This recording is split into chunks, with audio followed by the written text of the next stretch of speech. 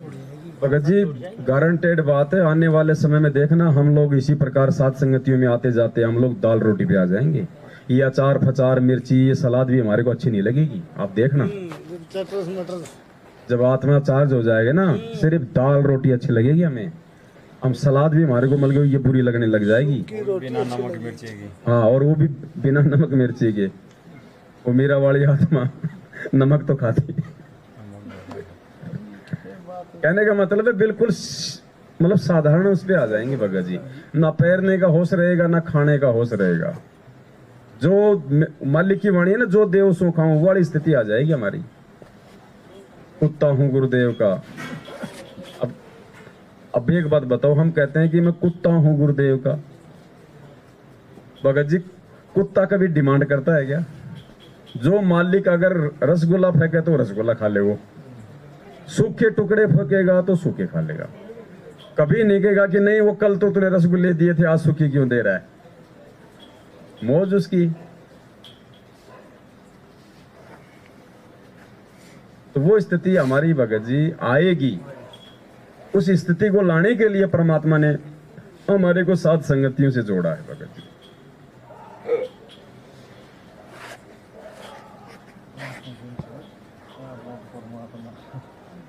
भगत जी नहीं होगी इच्छा, मेरी भक्तमती बहुत बड़ी पिवाकड़ चाहेगी।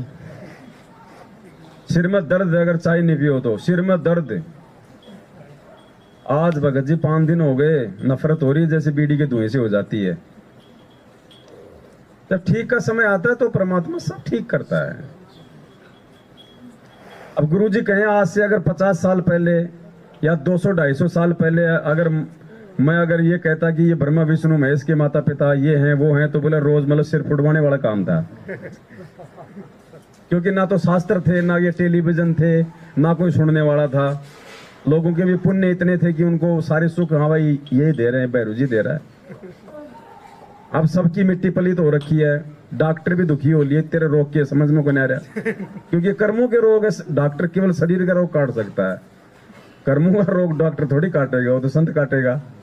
तो अब हर प्रकार से हम लोग मतलब बेबस हो लिया प्राणी, तब जाके इसकी बातों पे यकीन करेगा कि हाँ सारी सांची। ऐसे कोई नहीं मानता। और अभी तो भगत जी समय आना बाकी है। अभी तो परमात्मा संगत को बचाने के लिए कि जो मेरे हैं वो निकल जाओ उस काल के जाल से, समय रहते सुधर जाओ, अपनी मर्यादाओं को ठीक कर लो, गुरु को भगवान मान लो। देखो हम हलवे राम का भोग लगा रहे हैं भगत जी, परमात्मा को भंडारे का भोग लगा रहे हैं। ये थोड़ी है कि हम भंडारे का भोग लगा देंगे हम पार हो जाएंगे। वेदों में तो कहीं नहीं लिखा कि तुम अगर भोग लगाओगे तो तुम पार होगे।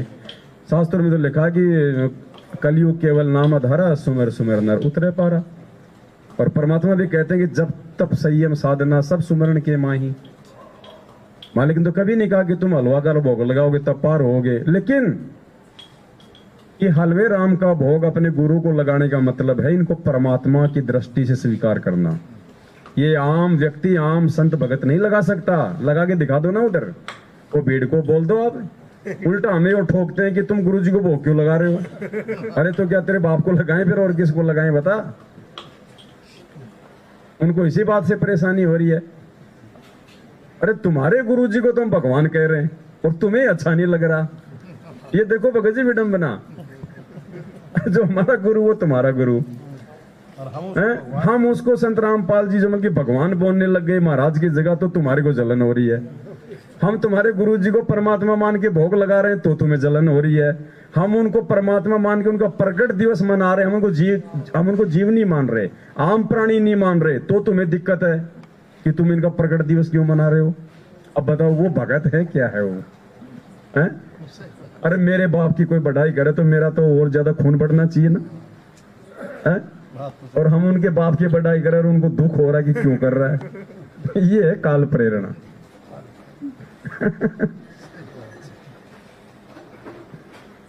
तो गाड़ी तो फटवा ली बाप ने।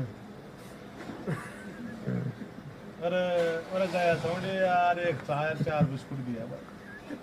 अब देखो भगत जी ये परमात्मा है। परमात्मा जब आए यहाँ पे प्रथम बार ब्रह्मा विष्णु महेश को मिले ज्ञानी ऋषि के रूप में, उनको एक एक नाम दिया ना। ओम मंत्र दिया ब्रह्मा जी को, दोबारा सतनाम देने गए तो काल ने बुद्धि फेर दी, नहीं दिया ना। हरियम नाम दिया उनको विष्णु जी को, दोबारा सतनाम देने गए काल ने बुद्धि फेर दी। सोहम नाम दिया शंकर जी को, दोबारा गए तो काल ने बुद्धि फेर दी। अब वो शंकर पार्वती को पांचों नाम कहां से दे देगा जिसके खुद के पास एक नाम है? तो किसने दिया था पार्वती को अमर मंत्र? इस कबीर परमात्मा सतगुरु रामपाल जी भगवान ने दिया था शंकर बन के। उसको आज तक नहीं पता कौन दे गया मेरी औरत को नाम। बुद्धि से निकाल देता है बातें परमात्मा। कभी आमने सामने होंगे तो भी वो चर्चा नहीं करेंगे।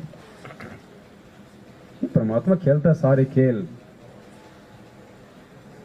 ये मोस्टेड बातें हैं, इम्पोर्टेंट बातें, पोस्टेड बातें हैं। सारे खेल हमने किए, हमसे मिले सो निश्चय जी, ये सारे खेल परमात्मा के हैं। करे करावे साइया मन में लहर उठाओ। हाँ, एक एक नाम ही छो। फिर अमर कथा वो अमर नाम कड़े दे दियो। अब खुद हमारे भगत इन बातों पे वो करते हैं कि बिना माँ के पेट से गुरुजी कहां से आ गए, बिना जन्म लिए गुरुजी कहां से आ गए। अरे सुखदेव ऋषि था, जब वेदव्यास की पत्नी ने जम्भाई ली जब तो अंदर गया और सूक्ष्म रूप बना के वो बाहर आ गया। कौन सा भगत जी योनि द्वार से आया था? आते 12 साल का हो गया। वाल्मीकि जी ने सीता के लिए एक घास के तिनके से वो कुश बना दिया। वो सीता जी की योनि द्वार से आया था क्या वो कुश? गोरखनाथ जो है गोबर से हुआ था, मां के पेट से आया था गोरखनाथ का जन्म।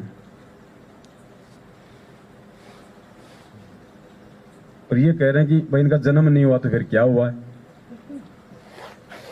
काल भगवान का कभी जन्म हुआ आज तक है? काल भगवान को जब से सृष्टि रची है तब तक पता नहीं कितने इसके शरीर छूट लिए।